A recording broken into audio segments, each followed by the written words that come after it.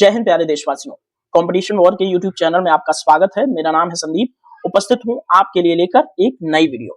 दोस्तों, आज की वीडियो में हम बात करेंगे इंडिया पाकिस्तान सीज फायर की, साथ ही प्रधानमंत्री के राष्ट्र के नाम संबोधन के बारे में भी बात करेंगे। और दोस्तों, इस इंडिया और पाकिस्तान के संघर्षों के बाद दोनों देशों के संबंध किस चाल पर चलेंगे, उसके बारे में हम आगे की राह में बात करने वाले हैं। दोस्तों, यदि आप चैनल पर नए हो और इसी तरह के वीडियोस देखना पसंद करते हो तो सबसे पहले जाकर के चैनल को सब्सक्राइब करके बेल आइकन हिट कीजिए, ताकि आने वाले वीडियोस के अपडेट्स आपसे मिस ना हो। तो दोस्तों, आइए बात करते हैं भारत पाकिस्तान संघर्षों के लिहाज से जो सीज फायर हुआ उसके बारे में। हम बातचीत की शुरुआत करेंगे भारत के प्रधानमंत्री के राष्ट्र के नाम संबोधन पर। दोस्तों, इससे पहले थोड़ा सा घटनाक्रम की शुरुआत कहां से हुई उसका एक ओवरव्यू लेने का प्रयास करते हैं। दोस्तों, बात है 22 अप्रैल 2025 की, जब जम्मू कश्मीर के पहलगाम में भारत के मेन लैंड से गए सैलानियों ने पहलगाम की वैसरन घाटी में छुट्टियां बिताने के लिए टहल रहे थे। उसी वक्त पाकिस्तान प्रायोजित एक आतंकवादी संगठन लश्कर ए तोयबा की एक विंग, जिसका नाम है द रेजिस्टेंट फ्रंट, उसके आतंकवादियों ने भारत के निहत्थे सैलानियों पर हमला बोल दिया और इस हमले के दौरान भारत के तकरीबन 26 सैलानी मारे गए। और दोस्तों, इसमें एक अजीब पैटर्न देखने को ये मिला कि पाकिस्तान इस बार कुछ नए तरह के आतंकवाद का चेहरा भारत के सामने प्रस्तुत कर गया। वो ये कि आतंकवादियों ने एक एक सैलानी को चुन चुन कर मारा। जिन 26 लोगों को मारा, उनमें से अधिकांश का धर्म पूछ कर मारा, जिनमें हिंदू धर्म के लोगों को ज्यादा टारगेट किया गया। अब खबर पूरे देश में फैलती है, सोशल मीडिया का जमाना है। अचानक दिल्ली खबर आती है, वहां पर क्या घटनाक्रम हुआ। इस दौरान दोस्तों, भारत के प्रधानमंत्री श्री नरेंद्र मोदी सऊदी अरबिया की यात्रा पर रहते हैं, तो देश के गृह मंत्री श्री अमित शाह जी जम्मू कश्मीर की यात्रा पर गए, जम्मू कश्मीर गए इस घटना के लिए। इस घटना में जाकर के वहां उस स्थल का उन्होंने मुआयना किया। उसके बाद देखा कि स्थिति बहुत ज्यादा गंभीर हो गई है। फिर दोस्तों, भारत की तरफ से रिटेलिएशन इस घटनाक्रम में पाकिस्तान की तरफ क्या होगा, इसका इंतजार पूरा देश करने लगा। लगभग 14 दिनों बाद भारत ने 7 मई 2025 की दरमियानी रात लगभग 1:04 से 1:25 के बीच पाकिस्तान पर मैसिव मिसाइल स्ट्राइक किया। भारत ने इस बार पाकिस्तान के न सिर्फ पीओके में, साथ ही पाकिस्तान के मेन लैंड जैश ए मोहम्मद का टेरर कैंप जो बहावलपुर में है, उसको भी नेस्तानाबूद करने का काम किया। जैसे ही भारत ने तकरीबन 3-4 बजे ये अनाउंस किया कि जो एडीजीआई भारतीय सेना है, उसके ट्विटर हैंडल से ये बात निकल कर आई कि हमने ऑपरेशन सिंदूर नाम से एक एयर स्ट्राइक लॉन्च की है पाकिस्तान के ऊपर, जो पहलगाम में 22 अप्रैल को जो हमारे मारे गए सैलानी थे उनका प्रतिशोध लेने के लिए ऑपरेशन सिंदूर लॉन्च की। वैसे ही पूरी दुनिया में यह खबर बड़ी तेजी से फैल गई। उसके बाद दोस्तों, लगभग 7 से लेकर के 12 मई के बीच पाकिस्तान और भारत में एक अघोषित युद्ध चला। पाकिस्तान ने उधर से 300-400 ड्रोन अटैक किए इस एयर स्ट्राइक के बदले। अब इधर भारत ने ड्रोन अटैक के बदले पाकिस्तान के अंदर जो एयर बेसेस थे उनको उड़ाना स्टार्ट कर दिया। तो ये घटनाक्रम बहुत ज्यादा आगे चला गया और अचानक एक दिन पता चला, लगभग शाम को, डोनाल्ड ट्रंप जो यूएसए के राष्ट्रपति हैं, उन्होंने अपने ट्विटर हैंडल से ट्वीट किया कि भारत और पाकिस्तान के बीच हमने सीज फायर करा दिया और तकरीबन 48 घंटों से हमने दोनों देशों में बातचीत करके सीज फायर करा दिया। अब पूरे देश का जो इमोशन था वो एकदम हाई पे था, क्योंकि भारत ने जब हमला किया था तो भारतीय जनता में एक आम धारणा ये थी कि इस बार भारत पाक ऑक्यूपाइड कश्मीर को लेगा, साथ ही बलूचिस्तान के अंदर कुछ डिस्टर्बेंस क्रिएट करेगा, या फिर बलूचिस्तान को आजाद करवा के पाकिस्तान को 2 टुकड़ों में कम से कम विभाजित कर देगा। वैसे जब कश्मीर लेंगे, जब पीओके लेंगे, पीओके तो हमारा पार्ट है, इसलिए हम मान सकते हैं कि बलूचिस्तान को अलग करके पाकिस्तान के कम से कम 2 टुकड़े इस बार भारत फिर करने वाला है, जो हमने एक बार 1971 में पूर्वी पाकिस्तान के नाम से बांग्लादेश को आजाद करवा के किया था। अब दोस्तों, संघर्ष विराम हो गया, उसके बाद बहुत सारी घटनाएं सामने आई। तो संघर्ष विराम के बाद बहुत सारे डीजीएमओज जो दोनों देशों के होते, उन्होंने प्रेस कॉन्फ्रेंस किया। उसके बाद सच में युद्ध विराम लागू हुआ। उसके बाद भारतीय प्रधानमंत्री ने राष्ट्र के नाम संबोधन में कुछ महत्वपूर्ण बातें की। यहीं से आज बातचीत की शुरुआत हम लोग करने वाले हैं। तो दोस्तों, भारत के प्रधानमंत्री ने लगभग 22 मिनट तक राष्ट्र के नाम संबोधन में अपना भाषण दिया और इस 22 मिनट के भाषण के कुछ महत्वपूर्ण अंशों को यहाँ पर हम डिस्कस करके बातचीत की अपने शुरुआत कर रहे हैं। तो पहला जो स्टेटमेंट था वहीं से बातचीत की शुरुआत करेंगे। पहला स्टेटमेंट ये है प्रधानमंत्री का कि हमारे वीर सैनिकों ने ऑपरेशन सिंदूर के लक्ष्यों की प्राप्ति के लिए असीम शौर्य का प्रदर्शन किया। उनकी वीरता, साहस और पराक्रम को देश की माँ बेटी को समर्पित करता हूं। यानी कि ऑपरेशन सिंदूर करके भारतीय सेनाओं ने मां बेटियों का जो सिंदूर आतंकवादियों ने उजाड़ा था उसका बदला ले लिया। दोस्तों, साथ ही प्रधानमंत्री ने कहा कि हमने आतंकवादियों को मिट्टी में मिलाने के लिए सेनाओं को पूरी छूट दी। आज हर आतंकी, आतंक का हर संगठन जान चुका है कि हमारी बहन बेटियों के माथे से सिंदूर हटाने का अंजाम क्या होता है। निश्चित तौर पर जिस तरह की air strike, missile strike Bharat ने पाकिस्तान के अंदर लॉन्च की और आतंकवादियों के लॉन्च पैड के परखच्चे उड़ा दिए, उससे आतंकवादियों का आका तो क्या, आतंकवादियों का कोई गॉडफादर भी होगा वो भी हिल गया होगा। दोस्तों, आगे प्रधानमंत्री जी कहते हैं अपने भाषण में कि हमने पाकिस्तान के आतंकी सैन्य ठिकानों को जवाबी कार्रवाई को सिर्फ स्थगित किया है। हम पाकिस्तान के हर कदम को इस कसौटी पर मापेंगे कि उसका क्या रवैया है। यानी कि भारत के प्रधानमंत्री ने पाकिस्तान को साफ तौर पर चेतावनी दी कि अभी जो हमारा ऑपरेशन सिंदूर जो हमने तुम पे लॉन्च किया था वो अभी खत्म नहीं हुआ है। आगे पाकिस्तान का रवैया जैसा होगा वैसा भारत का भी रवैया उसके खिलाफ होगा। यानी कि इस बार ऑपरेशन सिंदूर करके भारत ने एक नई लाइन खींच दी है पाकिस्तान के अंदर, पाकिस्तान के आतंकवादियों और पाकिस्तान की सरकार से निपटने के लिए। नेक्स्ट, प्रधानमंत्री जी का जो भाषण है उसका अंश ये है कि उन्होंने देश की एकजुटता को लेकर के कहा कि जिस तरह से इस घटना के विरोध में पूरा देश एकजुट हुआ उसी का ये परिणाम है कि हम एक अच्छा जो है परिणाम लेकर आए। साथ ही पाकिस्तान को चिताते हुए जो है कि और पूरे विश्व को संबोधित करते हुए प्रधानमंत्री ने कहा कि हर प्रकार के आतंकवाद के खिलाफ हम सभी का एकजुट रहना हमारी एकता सबसे बड़ी शक्ति है। निश्चित तौर पर ये युग युद्ध का नहीं है, लेकिन ये युग आतंकवाद का भी नहीं है। पूरी दुनिया भारत के ऊपर प्रेशर कर रही थी। जब भारत ने मिसाइल अटैक किया तो पूरी दुनिया को बुरा लगा और दोस्तों, प्रतीकात्मक रूप से पहलगाम के आतंकवादी हमले का क्रिटिसाइज पूरी दुनिया ने अपने स्तर पे थोड़ा बहुत कर दिया था, लेकिन जब भारत ने रिटेलिएट किया तो पूरी दुनिया का एक अलग रूप देखने को मिला। ठीक है, तो ये भारत के प्रधानमंत्री के राष्ट्र के नाम संबोधन का कुछ अंश है। और राष्ट्र के नाम संबोधन में प्रधानमंत्री जी ने कुछ बातें और की कि ऑपरेशन सिंदूर ने आतंकवाद के खिलाफ 3 लकीरें खींची। ये 3 लकीरें क्या है? पहला कि आतंकी हमला हुआ तो मुंहतोड़ जवाब दिया जाएगा, अपने तरीके से अपनी शर्तों पर जवाब देकर रहेंगे, हर जगह जाकर कार्रवाई करेंगे जहां आतंक की जड़ें हैं। और दूसरी लकीर ये है कि दोस्तों, कोई भी न्यूक्लियर ब्लैकमेल भारत नहीं सहेगा और उसकी आड़ में पनप रहे आतंकवादी संगठनों पर भारत सटीक और निर्णायक प्रहार करेगा। न्यूक्लियर ब्लैकमेल, ये शब्द प्रधानमंत्री ने क्यों यूज किया अपने भाषण के दौरान, इसकी बात मैं थोड़ा सा आगे आपको विस्तार से बताने वाला हूं। और तीसरी जो लाइन, जो लकीर ड्रॉ करी भारत ने ऑपरेशन सिंदूर के तहत, वो ये है कि हम आतंक की सरपरस्त सरकार यानी कि पाकिस्तान को संबोधित करते हुए प्रधानमंत्री जी ने कहा कि आतंक के आकाओं को अलग अलग नहीं देखते। पाकिस्तान की सरकार और आतंक के आकाओं को अलग अलग नहीं देखते। यानी कि प्रधानमंत्री जी ने स्पष्ट किया कि पाकिस्तान ही एक ऐसा रोग नेशन है जो आतंकियों को अपने यहाँ पनाह देता है और उनको पालता पोसता है, जिससे वो भारत में अशांति स्थापित कर सके।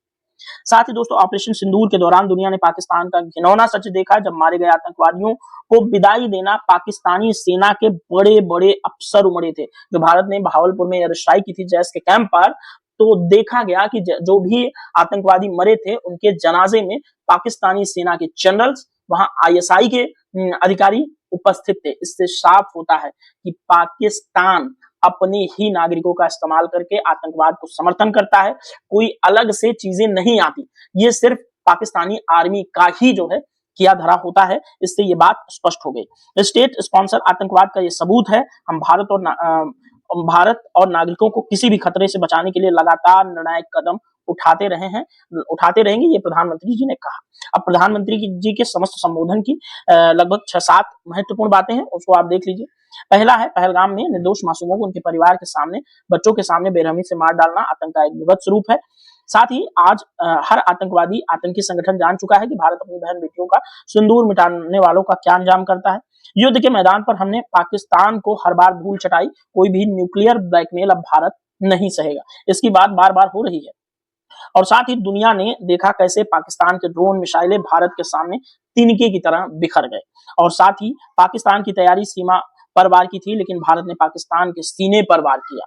ये प्रधानमंत्री जी के भाषण के महत्वपूर्ण अंश है। साथ ही प्रधानमंत्री जी ने कहा कि भारत एकदम स्पष्ट करता है कि टेरर और टॉक एक साथ नहीं चलेगी, यानी कि आतंकवाद और बातचीत एक साथ हम तुमसे नहीं करेंगे और साथ ही पानी और खून एक साथ नहीं बहेगा। ये सब बयान जो प्रधानमंत्री जी द्वारा दिए गए दोस्तों, ये निश्चित तौर पर पाकिस्तान की हालत सुखा देने वाले बयान है। यानी कि जो हमने इंडस वाटर ट्रीटी जो 1960 की थी, जो विश्व बैंक के मध्यस्थता में की गई थी, उसको भी हम अभी सस्पेंड रखे हुए हैं और उसको अब हम अपने हिसाब से करेंगे कि पाकिस्तान को कितना पानी देना है, कितना नहीं देना है, ये हम डिसाइड करेंगे। साथ ही दोस्तों, सातवीं जो महत्वपूर्ण बात है उसको समझिएगा, पाकिस्तान से बात होगी तो टेररिज्म पर होगी, अगर बात होगी तो पीओके पर होगी। दोस्तों, इस समस्त घटनाक्रम के दौरान जो यूएसए के प्रधानमंत्री राष्ट्रपति हैं डोनाल्ड ट्रंप, उन्होंने एक लीपापोती ये की कि कश्मीर को भारत और पाकिस्तान के बीच लगभग 1000 साल से विवादित मुद्दा बताया। उसने अलग ब्लंडर कर दिया। साथ ही पाकिस्तान ने कहा कि अब हम पीओके पर बात नहीं करेंगे, अब हम कश्मीर पर बात करेंगे भारत के साथ। तो भारत ने भी बता दिया कि बेटा तुमसे तो टेररिज्म यानी कि आतंकवाद और पीओके पर ही बात होगी कि बताओ कि हमारा पीओके कब दे रहे हो तुम। ठीक है, सीधी सी बात ये है। और दोस्तों, सिंधु जल समझौता जो भारत और पाकिस्तान के था और पीओके, इन्हीं दोनों मुद्दों पर अब भारत पाकिस्तान से बात करेगा। यानी कि भारत ने कहा कि अब खून और पानी एक साथ नहीं बहेगा। ठीक है। और दोस्तों, बुद्ध पूर्णिमा के दिन जब 12 तारीख को भारत के प्रधानमंत्री राष्ट्र को संबोधित कर रहे थे, तो बुद्ध पूर्णिमा भारत में मनाई जाती है। आप सब जानते हैं बुद्ध पूर्णिमा बहुत महत्वपूर्ण होती है बौद्ध धर्म के लिहाज से, क्योंकि भगवान बुद्ध का जन्म और उनको ज्ञान प्राप्ति और उनका महापरिनिर्वाण तीनों बौद्ध पूर्णिमा के ही दिन हुआ था। इसलिए अपने यहाँ बहुत पवित्रता से मनाया जाता है। और इसी को ध्यान में रखते हुए, इसी को कोट करते हुए प्रधानमंत्री जी ने बड़ी लाजवाब बात कही। उन्होंने कहा कि शांति के लिए शक्ति और समृद्धि जरूरी है। देशवासियों, आज बुद्ध पूर्णिमा है। भगवान बुद्ध ने हमें शांति का रास्ता दिखाया है, लेकिन शांति का मार्ग भी शक्ति से होकर जाता है। मानवता शांति और समृद्धि की तरफ बढ़े, हर भारतीय शांति से जी सके, विकसित भारत के सपने को पूरा कर सके, इसके लिए भारत का शक्तिशाली होना बहुत जरूरी है, ये प्रधानमंत्री जी ने कहा। आवश्यकता पड़ने पर इस शक्ति का इस्तेमाल भी जरूरी है। पिछले कुछ दिनों में भारत ने यही किया है और मैं एक बार फिर भारतीय सेना और सशस्त्र बलों को सैल्यूट करता हूं, ये भारतीय प्रधानमंत्री ने कहा।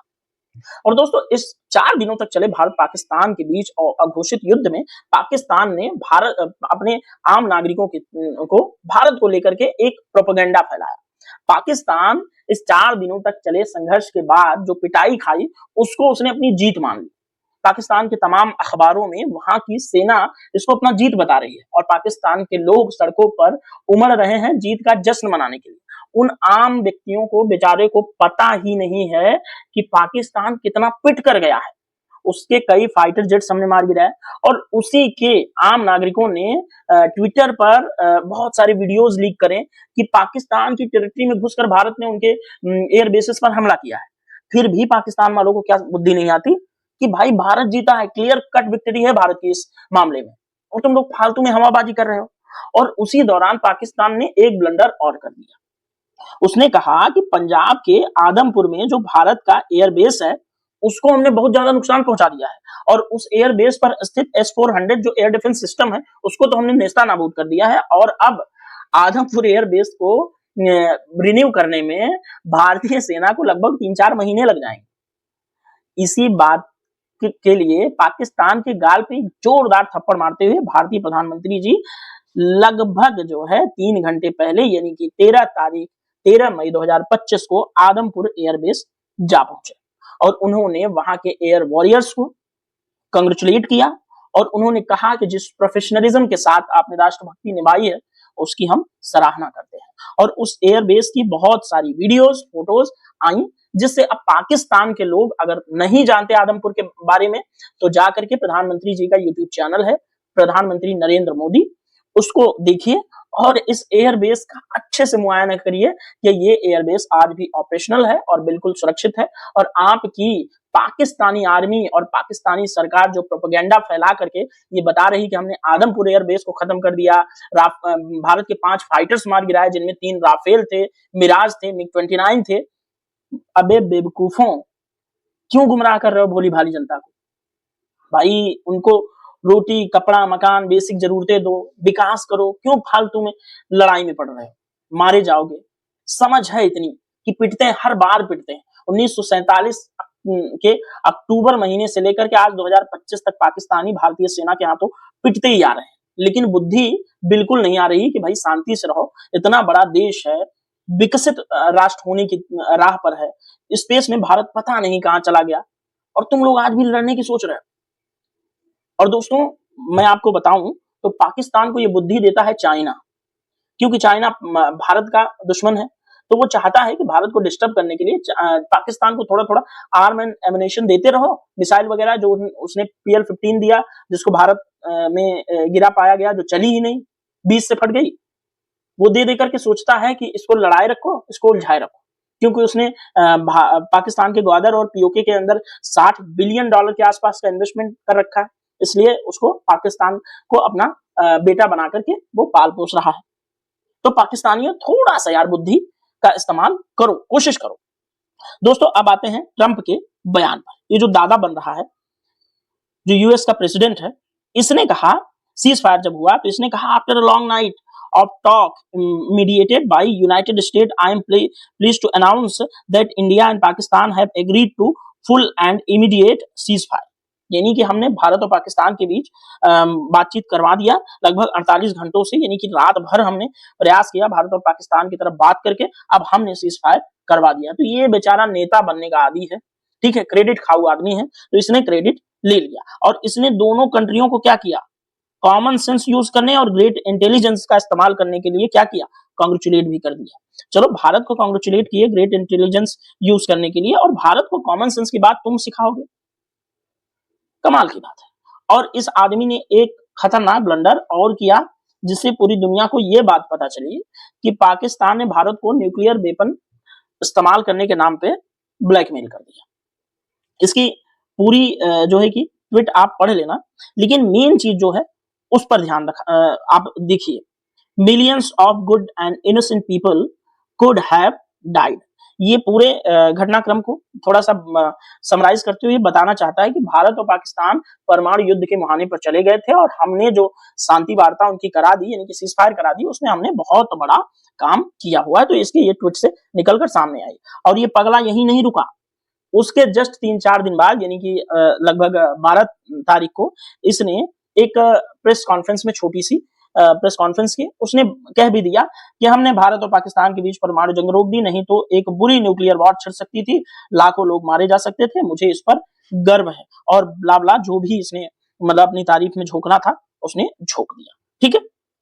और दोस्तों, जैसे ही इसने ट्वीट किया, ट्वीट के बाद भारत के जो सेक्रेटरी हैं, जो विदेश मंत्री हैं, विक्रम मिश्री साहब, उन्होंने जो है एक छोटी सी प्रेस ब्रीफिंग की, लगभग 30-40 सेकंड की, एक डेढ़ मिनट के आसपास की, और उन्होंने 10 मई 2025 को 6:15 पर राष्ट्र को ये बता दिया कि पाकिस्तान के DGMO ने आज दोपहर 3:35 पे भारतीय DGMO को, यानी कि DGMO का मतलब होता है director general of military operation, Pakistan वाले DGMO ने भारत के DGMO को फोन किया, और उन्होंने कहा कि अब उन पर सहमति बन चुकी है कि अब जमीन, हवा और समुद्र में सभी तरफ से जो गोलाबारी हो रही है, जो सैन्य कार्रवाई हो रही है, उसको बंद कर दिया जाए, यानी कि सीज फायर की बात इन्होंने भी पुष्ट कर दी। और इनसे पहले, यानी कि भारत और पाकिस्तान कुछ कहते, इससे पहले ट्रंप ने पूरी दुनिया को ये बात बता दी थी।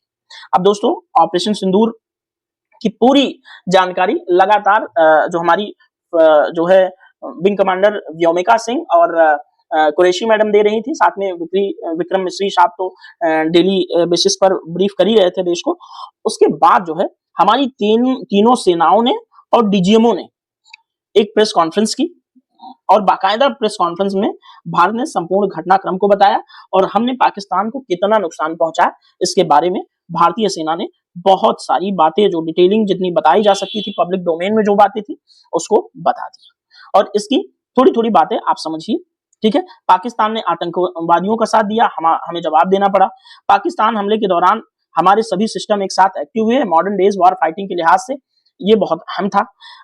पुराने माने जा रहे एयर डिफेंस सिस्टम ने सही तरह से काम किया, आकाश सिस्टम ने भी हम लोग का बहुत अच्छे से जवाब दिया। पाकिस्तान की तरफ से चाइनीज ओरिजिन की मिसाइल चली थी PL-15, ठीक है, PL-15 नाम से उसने एक मिसाइल चलाई जो J-17 थंडर में लगता है, जो उन्होंने पाकिस्तान के ज्वाइंट वेंचर में फाइटर जेट बनाया है, उससे जो है पाकिस्तान ने मिसाइल फायर की थी और भारत की किसी जगह गिरी थी और वो मिसाइल फटी भी नहीं थी। मतलब वो मिसाइल किसी टारगेट को हिट नहीं की थी, बल्कि वो खुद मिसाइल बीच से फट गई थी, उसके बारे में बता रहे हैं। लॉन्ग रेंज रॉकेट, यूएवीज और कुछ कॉप्टर्स और ड्रोन्स भी भारतीय सेना ने पाकिस्तान के मार गिराए। पिछले कुछ सालों में आतंकी गतिविधियों के कैरेक्टर में बदलाव आ रहा है, सिविलियंस पर भी हमले हो रहे हैं। पहलगाम तक पाप का घड़ा भर चुका था, इसलिए ऑपरेशन सिंदूर जरूरी था। हमारे एयरक्राफ्ट कैरियर में MiG-29 जो है एक्शन के लिए तैयार थी, यानी कि नेवी की बात कर रहे हैं। और संदिग्ध दुश्मन जहाज को कई 100 किलोमीटर पास आने का मौका हमने पिछले सालों में नहीं दिया। तो कुल मिलाकर के तीनों सेनाओं ने इंटीग्रेटेड होकर के समस्त जो ऑपरेशन सिंदूर है उसके संचालन का काम किया। साथ ही दोस्तों, इतिहास में इस दौरान इस 4 दिनों में कुछ ऐसा हुआ जो अभी तक नहीं हुआ था। इसकी तस्वीरें जो है यहाँ पर स्पष्ट हैं, कुछ कंटेंट भी लिखा हुआ है, यहाँ पर आप देख लीजिए। और सबसे महत्वपूर्ण बात यह है कि एटमी पावर वाले पाक के एयरबेस पर भारत ने जो है कि हमला कर दिया। और पहली बार दोस्तों 1965 में हमारे फाइटर्स ने उनके डीप पाकिस्तान में स्थित सरगोधा एयरबेस को स्ट्राइक करके भारत की कैपेबिलिटीज का लोहा मनवा दिया था। लेकिन इन हरामखोरों ने फिर हरकत की और फिर हमने पाकिस्तान के लगभग 6 एयरबेसेस को बहुत अच्छे तरीके से उनके कंट्रोल एंड कमांड सिस्टम को उड़ाया और उनके रनवेज को तबाह किया, जिसमें बहुत 10-10, 20-20 फीट के हमारी सेनाओं ने क्रेटर बना दिया, क्योंकि मारा गया था दोस्तों हमारी भारतीय सेनाओं द्वारा ब्रह्मोस। और यहाँ पर ये तस्वीर दिख रही है, जिस तस्वीर में स्पष्ट है कि भारत ने उनके ड्रोन्स और मिसाइलों को डिस्ट्रॉय किया और वहां पर जो उनके एयरबेसेस थे, कितने बड़े बड़े हमारी भारतीय सेनाओं ने ब्रह्मोस मार के गड्ढा बना दिया। अब जब पाकिस्तान में ब्रह्मोस पड़ी है तो पूरी दुनिया को ब्रह्मोस की ताकत भी समझ में आ गई है। वैसे ब्रह्मोस की ताकत बताने की जरूरत नहीं है, क्योंकि एक बार पिछले साल 2 साल पहले हमने गलती से ब्रह्मोस पाकिस्तान में मार करके चेक भी कर लिया था कि भारत जो पाकिस्तान के एयर डिफेंस सिस्टम है, एयर डिफेंस, वो कितना काम के काबिल है। इसलिए इस बार हमने खुली छूट एकदम जबरदस्त तरीके से मिसाइल मारी। और दोस्तों, इस युद्ध के दौरान भारत की नेवी, भारत की यूएवीज, भारत का S-400 missile defence system, Sukhois, Rafales, Bharat का अपना इंडिजीनियसली बिल्ट जो आकाश एयर डिफेंस सिस्टम है, और साथ ही इंडियन नेवी ने, इन सभी ने इंटीग्रेटेड होकर के पाकिस्तान को मुंहतोड़ जवाब दिया। उसके बाद मजे की बात और सुनिए कि पाकिस्तान का जो सेना प्रमुख है मुल्ला आसिम मुनीर, उसने कहा कि पाकिस्तान अपनी हिफाजत करने में सक्षम है। साला शर्म नहीं आता यार तुम लोगों को सॉरी, मतलब चीजें, भावनाएं हैं, निकल जाती हैं, तो शर्म नहीं आती इनको ये बात बोलते हुए कि पाकिस्तान अपने क्षेत्र की सुरक्षा करने में सक्षम। अरे पूरे एयर बेसेस पे हमला हुए, बहावलपुर में घुस के मारा, और कितने सबूत लोगे पागलों तुम लोग। इसीलिए मैंने पिछले स्लाइड में पाकिस्तान की जनता को संबोधित करते हुए बात कही कि यार तुम लोग इन पागलों को उखाड़ के फेंक दो, क्योंकि मिलिट्री शासन तुम्हारे पाकिस्तान में तकरीबन 1947 से आज तक है, और मिलिट्री शासन किसी भी देश का भला नहीं कर सकता। और दोस्तों, साथ ही ये भाई साहब जो पपेट वहां के PM है शाहबाज शरीफ, इन्होंने भी जो है बहुत सारी बातें की कि भारत हमें डरा नहीं सकता, चाहे उसके पास कितने भी हथियार हो या वह कितनी भी बड़ी सेना होने का दावा करता हो। मुल्ला मुनीर ने बहुत लंबी चौड़ी यहाँ पर फेंकी है, वो आप लोग देख लीजिए, इस पे मैं क्या ही बताऊं, ये सब हास्यास्पद बातें हैं। और दोस्तों, भारत ने पाकिस्तान के किन किन एयरबेसेस पर एकदम दबा के मिसाइल गिराई, उसको आप लोग देख लीजिए यहाँ पर, ठीक है। ये चुनिया के अंदर रडार टेक्निकल डिपो है, उसको तबाह किया हमने। रहीम यार खान वेपन्स डिपो को एकदम डिस्ट्रॉय कर दिया। रफीकी एयरबेस को निशाना बनाया, ठीक है। और साथ ही मुरीद एयर इंस्टॉलेशन है, उसको हमने निशाना बनाया, ठीक है। जो नूर खान मोस्ट स्ट्रेटेजिक उनका एयरबेस है, उसको हमने जबरदस्त गिरा कर मारा। साथ ही सियालकोट का जो एविएशन एयरबेस है उनका, उसको भी हमने तबाह करने का काम किया। यानी कि लगभग अब पाकिस्तान को बुद्धि आ गई हो। और दोस्तों, सोशल मीडिया पर इस वॉर से रिलेटेड ये जो कॉन्फ्लिक्ट रहा, उससे संबंधित एक और र्यूमर उड़ा हुआ है, उस पर मैं थोड़ी सी क्लियरिटी यहाँ पर देना चाहूंगा। भारतीय सेनाएं जब प्रेस ब्रीफिंग कर रही थी, तो प्रेस कॉन्फ्रेंस के दौरान हमारे जो एयर ऑपरेशन के डायरेक्टर जनरल हैं Shri air marshal AK Bharti ji, उनसे एक मीडिया बंधु ने पूछा कि क्या हमने पाकिस्तान के न्यूक्लियर फैसिलिटी जो कि किराना हिल्स में है, उस पर हमने हमला किया है या उसको हिट किया है। तो जो है कि भारती जी ने कहा कि we have not hit Kirana hills whatever is there, वो कहाँ है हम नहीं जानते और हमने किराना हिल्स को हिट नहीं किया है। दोस्तों ये घटना लगभग 99% एकदम क्लियर है कि हमने पाकिस्तान के जो न्यूक्लियर इंस्टॉलेशन है उस पर हमला नहीं किया है, लेकिन 1% मान भी सकते हैं क्योंकि बहुत सारी थ्योरीज सामने आ रही हैं कि मिस्र का एक कार्गो एयरप्लेन, जो मिलिट्री कार्गो एयरप्लेन है, वो जो है बोरोन नाम का कुछ पदार्थ जो कि न्यूक्लियर रेडिएशन को ऑब्जर्व करता है, जो कि मिस्र की नील नदी के घाटी में बहुत ज्यादा पाया जाता है, उसको लेकर के मिस्र का एक कार्गो प्लेन पाकिस्तान में उतरा और एक मिलिट्री जो एयरक्राफ्ट है अमेरिका का, वो भी पाकिस्तान में आया उस रेडिएशन को कुछ कंट्रोल करने के लिए। तो कुछ इस तरह का र्यूमर उड़ा हुआ है, लेकिन अपनी भारतीय सेनाओं ने स्पष्ट कर दिया कि ऐसी कोई बात नहीं थी। और दोस्तों मैप में लोकेशन आप देख लीजिए, ये पूरी लाइन जो है इंटरनेशनल बाउंड्री है, यहाँ तक ये आईबी है, भारत और पाकिस्तान के बीच इंटरनेशनल बाउंड्री, और उसके बाद जो ये वाली लाइन आगे चलती जाती है ये आपकी एलओसी कही जाती है, ध्यान में रखिएगा, एलओसी लाइन ऑफ कंट्रोल, जो भारत और पाकिस्तान के बीच जो विवादित एरिया है पीओके, जो जम्मू कश्मीर का एक अभिन्न अंग है भारत के, उसमें खींची गई ये लाइन है, जो 1947 में अक्टूबर में जब भारत और पाकिस्तान के बीच एक सीमित युद्ध लड़ा गया था और पाकिस्तान जम्मू कश्मीर को कैप्चर करने के लिए यहाँ पर आया था, उस समय भारतीय सेनाओं ने मार मार के यहाँ पर भगा दिया। उसके बाद सीज फायर हुआ, तो ये वाली लाइन जो है भारत और पाकिस्तान के बीच एक एलओसी मान ली गई थी, ठीक है। और यहाँ पर ये पूरा जम्मू कश्मीर और जो इलाका है, ये वाली लाइन देखिए, ये रेड क्लिफ लाइन जा रही है जो आईबी है, ठीक है, इंटरनेशनल बाउंड्री भारत और पाकिस्तान के बीच, उसको रेड क्लिफ लाइन बोलते हैं। डूरन लाइन पाकिस्तान और अफगानिस्तान के बीच है, और इसको हम भारत और पाकिस्तान के बीच भी पढ़ते हैं। यहाँ पर गिलगित बल्तिस्तान वाले एरिया से भारत और अफगानिस्तान की बाउंड्री हम मानते हैं कि 106 किलोमीटर तक है, जो कि पीओके पाकिस्तान की पीओके से लगती है, ठीक है। ये बात आप लोग ध्यान में रखेंगे, मैं थोड़ा थोड़ा समझना चाहिए। अब दोस्तों वीडियो के एंड में हम आते हैं भारत की फॉरेन पॉलिसी को थोड़ा सा समझने का प्रयास करते हैं। दोस्तों आप सब जानते हैं कि 2014 में जब से भारतीय जनता पार्टी की सरकार आई, तब से भारत की विदेश नीति पर बहुत ज्यादा ध्यान दिया गया, कुछ मेजर स्टेप्स लिए गए जो कि राष्ट्र के हित में थे। लेकिन 2014 से लेकर के दोस्तों 2014 से लेकर के 25 तक जो हमने विदेश नीति के संबंध में मेहनत करी, विदेश यात्राएं करी, हमारे वो चाहे विदेश मंत्री एस जयशंकर साहब हो, चाहे प्रधानमंत्री जी हो, उस विदेश नीति का कुछ खास परिणाम इस युद्धक परिस्थितियों के दौरान नहीं दिखा। अगर आप इजराइल को छोड़ दीजिए, इजराइल और रूस के योगदान को इस कॉन्फ्लिक्ट के दौरान छोड़ दीजिए, तो हमारा कोई ऐसा दोस्त जिस पर हमने बहुत ज्यादा ट्रस्ट किया, अमेरिका, ये हमारे साथ नहीं आया। हमने रूस को थोड़ा सा अमेरिका के साथ बैलेंस करते हुए अमेरिका की तरफ ज्यादा शिफ्ट हुए इस 2014 से 25 के बीच, लेकिन अमेरिका ने हमारे पीठ पीछे पाकिस्तान का ही साथ दिया। साथ ही इसने चाइना के साथ अपना ट्रेड वॉर जो है उसको भी सेटल डाउन कर लिया है स्विट्जरलैंड के अंदर, ठीक है। और ये बहुत स्मार्ट प्लेयर है वर्ल्ड अफेयर के लिहाज से, तो इसने भी हमारा साथ नहीं दिया। और पुतिन यूक्रेन के साथ ऑलरेडी युद्ध में इन्वॉल्व है, तो इनको आप बहुत ज्यादा कह नहीं सकते, फिर भी पुतिन ने ठीक ठाक लेवल पे साथ दिया। और इजराइल ने भी दोस्तों अपने कार्गो प्लेन्स भेजकर हमारे पास अम्युनिशन वगैरह भिजवाए थे, इसमें कोई दो राय नहीं। लेकिन फ्रांस यानी कि पूरा वेस्ट की बात करें, उसने सिर्फ पाकिस्तान द्वारा किए गए पहलगाम के आतंकवादी घटना को कंडेम किया। उसके बाद उसने, जब भारत ने एयर स्ट्राइक किया पाकिस्तान के ऊपर, तो उस समय पूरा वेस्ट चुप रहा। बार बार वेस्ट ने दुहाई दी कि युद्ध नहीं होना चाहिए, युद्ध नहीं होना चाहिए। तो इस पर हमें थोड़ा सा विचार करने की जरूरत है। देखिए, मैं भारत के जो विदेश नीति के जानकार लोग हैं उनको मैं कुछ नहीं कह रहा हूं, क्योंकि मेरी उतनी समझ नहीं है विदेश नीति को लेकर, लेकिन थोड़ा बहुत जो इस घटनाक्रम को देख करके और पढ़ करके जो समझ आया वही मैं बता रहा हूँ। एक न्यूज़पेपर का आर्टिकल है हिंदुस्तान टाइम्स का, उसमें भी ये छपा कि तुर्की जिसको हम बोलते हैं, ये रजब तैयब एर्दोगान वाला टर्की, और Azerbaijan back Pakistan after operation Sindoor. Operation Sindoor के बाद जो है पाकिस्तान को ये टर्की और अजरबैजान बैक कर रहे थे। साथ भी कतर ने भी जो है शांति बनाए रखने की अपील की। चाइना तो पाकिस्तान का साथ जो है लगातार दे ही रहा था। और अब जिस तरह से पाकिस्तान को इसमें समर्थन मिला, चाइना खुलकर आया, टर्की खुलकर आया, टर्की ने अपने जहाज भेजे, अमेरिका खुलकर आया, उस तरह से भारत के साथ वर्ल्ड का कोई भी पार्टनर खुलकर नहीं आया। इसलिए मेरा कहना है कि विदेश नीति पर थोड़ा एक बार विचार किया जाना आवश्यक है।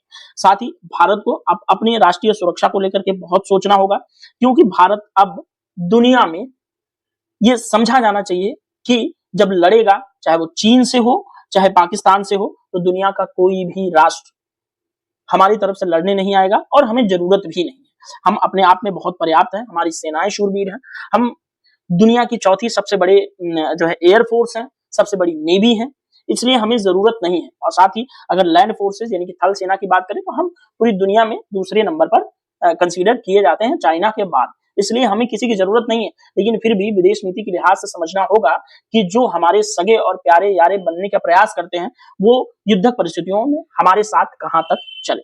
और दोस्तों वे फॉरवर्ड में अगर बात करूं तो भारत को अब ये समझना होगा कि पाकिस्तान के साथ जो हम वॉर लड़ेंगे वो विद चाइना होगा।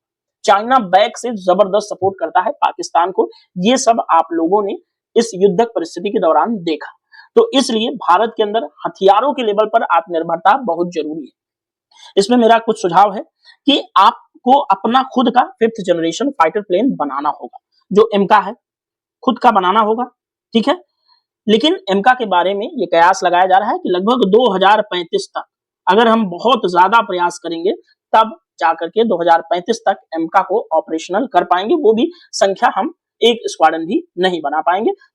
और तैनाती करते करते यानी कि सेना में ऑपरेशनल करते करते लगभग 2040 आ जाएगा। तो इसमें बहुत देर है, इसको बहुत तेजी से किया जाने का प्रयास किया जाना चाहिए। तब तक भारत को कोई ना कोई 5th जनरेशन फाइटर प्लेन ले लेना चाहिए और कंसीडर करना चाहिए SU-57 को, ठीक है, जो कि जो है रशियन फाइटर जेट है, ठीक है। और अमेरिका के F-35 है बहुत बेस्ट, लेकिन उसको इसलिए नहीं लेना चाहिए क्योंकि वो किसी भी समय हम पर सैंक्शन लगा के अपने हथियार को उड़ाने के लिए हमें बैन कर सकता है। साथ ही हमारे पास इस समय 2 एयरक्राफ्ट कैरियर्स मौजूद हैं और एक अपना स्वदेशी है INS विक्रांत। इसमें से अभी हमें एक सुपर कैरियर बनाने की जरूरत है क्योंकि आपके दुश्मन चाइना के पास 3 ऑपरेशनल एयरक्राफ्ट कैरियर मौजूद हैं, तो हमारे पास 2 हैं, तो हमें +1 और करना होगा और +1 जो हमारा होगा न्यूक्लियर चालित होना चाहिए और उसको जो है सुपर कैरियर बनाना चाहिए, यानी कि उसको थोड़ा साइज वाइज बड़ा करना चाहिए। साथ ही हमारे एयर डिफेंस सिस्टम के अंदर S-400 जो है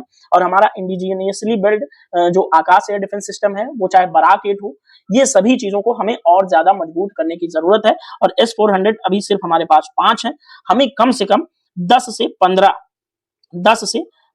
S-400 हमें लेने चाहिए रशिया से, ताकि हम 3 कम से कम पाकिस्तान की बाउंड्री पर लगा सके और कम से कम 7-8 चाइनीज बाउंड्री पर डिप्लॉय कर सके। साथ ही हमें सबमरीन के क्षेत्र में काम करना होगा। अभी हमारे पास सिर्फ 18 सबमरीन है, जिसमें से सिर्फ 2 न्यूक्लियर चालित हैं। अभी हमें कम से कम 10 न्यूक्लियर चालित सबमरीन चाहिए और टोटल जो है कम से कम 50 सबमरीन की स्ट्रेंथ हमारे पास होनी ही चाहिए। यूएवी और ड्रोन्स के बारे में जो है हमें ज्यादा काम करना चाहिए क्योंकि मॉडर्न वॉरफेयर के अंदर ड्रोन युद्ध में एक महत्वपूर्ण हिस्सा लेगा। साथ ही हमारी मिसाइलों में जो ब्रह्मोस मिसाइल है दुनिया की फास्टेस्ट क्रूज मिसाइल कंसीडर की जाती है, जिसने अपना लोहा भी मनवाया इस 4 दिनों के संघर्ष में, इस पर भी हमें जो है काम करके इसकी जो रेंज है दोस्तों ये चाइना लायक बनाना चाहिए, यानी कि हमें कम से कम इसकी रेंज 500 किलोमीटर मिनिमम करना चाहिए, जिससे कि चाइना के ऊपर भी एक प्रभावी स्ट्राइक हम लोग कर सके। और साथ ही हमारी दोस्तों अग्नि 5 अभी तक हमने लंबी दूरी की मिसाइलों में जो इंटरकॉन्टिनेंटल बैलिस्टिक मिसाइल जो हमारी ICBMs है उसमें सिर्फ हमने अग्नि 5 बनाई है, तो हमें कम से कम जो है अग्नि 8 तक मामला ले जाना चाहिए अगले 5 सालों में, ताकि हम 10 से 12,000 किमी अंदर जाकर के चाइना के अंदर एयर स्ट्राइक कर सके। क्योंकि दोस्तों अब पाकिस्तान हमारे लिए थ्रेट नहीं है, ओपन चैलेंज आ रहा है अमेरिका की तरफ से। और दोस्तों यहाँ पर देखिए जब ये हमला जो है पहलगाम वाला हुआ था आतंकवादी हमला, तब पाकिस्तान के अगेंस्ट भारत ने ये 5 फैसले लिए थे, जिसमें सिंधु जल समझौता को रद्द करना एक बड़ा फैसला था, ये आप लोग देख लीजिए। अब अंत में बात आती है सीज फायर हमने क्यों स्वीकार किया, इसके क्रिटिसिज्म की। तो संजय सिंह आम आदमी पार्टी के राज्यसभा सांसद हैं, उन्होंने 3-4 सवाल पूछे हैं जो बिल्कुल जायज हैं। सवाल ये है कि पहलगाम में बहनों के सिंदूर उजाड़ने वाले दरिंदे आतंकवादी कहाँ हैं? तो आतंकवादियों को अभी तक हम पकड़ नहीं पाए, उसको पकड़ना आवश्यक है। दूसरी, हमारी बहादुर सेना पीओके पर कब्जा कर सकती थी, बलूचिस्तान को पीओके से अलग कर सकती थी, 21 आतंकी संगठनों को पूरी तरह तबाह कर सकती थी, तो आपने ट्रंप के दबाव में सीज फायर क्यों किया? ये एक बड़ा सवाल है और इस सवाल का जवाब जो है कम से कम मेरे पास तो नहीं है। लेकिन मैं ये जरूर कहूंगा यहाँ पर कि भारत को अपनी संप्रभुता जो है, हमारी संप्रभुता जो हमारे संविधान का एक महत्वपूर्ण अंग है, संप्रभुता एक ऐसा अंग होता है किसी देश का जिसमें कोई देश स्वतंत्र रूप से काम करता है, दुनिया के किसी भी देश का हस्तक्षेप अपने आंतरिक मामलों में, अपने राष्ट्र की सुरक्षा में स्वीकार नहीं करता, तो आखिर हमने ट्रंप की मध्यस्थता और ट्रंप के दबाव में आकर फैसले क्यों लिए? चाहे पाकिस्तान के साथ न्यूक्लियर वॉर होता, उसमें भी हम खुश थे, लेकिन कभी ना कभी तो वॉर होगा, कभी ना कभी तो न्यूक्लियर वेपन हमें भी चलाना पड़ेगा। अगर यही बात रही, पाकिस्तान के न्यूक्लियर ब्लफ में आकर के हम बार बार समझौता करते रहेंगे, तो हमें एक न एक दिन तो उससे न्यूक्लियर वेपन से युद्ध करना पड़ेगा। और मुझे नहीं लगता कि पाकिस्तान के पास इतनी औकात है कि भारत की स्ट्राइकिंग कैपेबिलिटी को वो चैलेंज कर सके। तो इसलिए अपनी संप्रभुता का सम्मान हमें जरूर करना चाहिए। साथ ही अपना जो सैन्य खर्च है, सैन्य खर्च भारत को बढ़ाना चाहिए, ठीक है।